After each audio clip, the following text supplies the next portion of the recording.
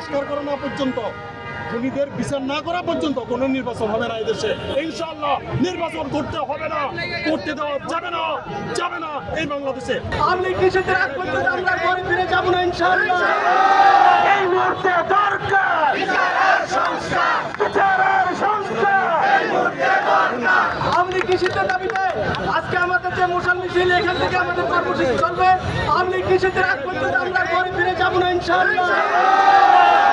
মহানগর দক্ষিণের প্রতিটি জোরে জোরে আমাদের এই কর্মসূচি ইনশাআল্লাহ পালিত হবে।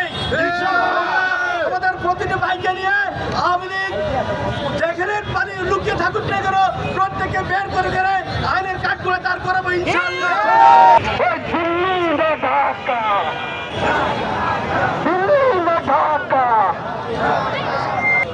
এই ফ্যাসিস্ট শেখ হাসিনার বিচার না হওয়া পর্যন্ত, বাংলাদেশে সংস্কার করা না পর্যন্ত, খুনিদের বিচার না করা পর্যন্ত কোনো নির্বাচন হবে না এদেশে।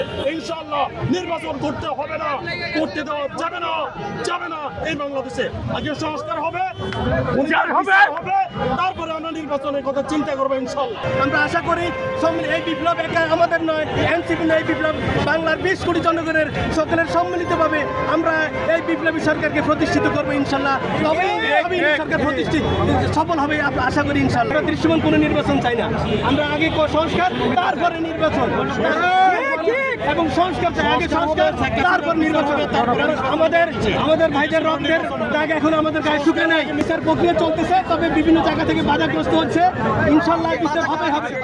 এই বাধাগ্রস্ত আমাদের প্রশাসনের ভিতরে গাপটি মেরে থাকা আমি কুচক্রী মহল এই সম্পূর্ণ বাধাগ্রস্ত করছেন।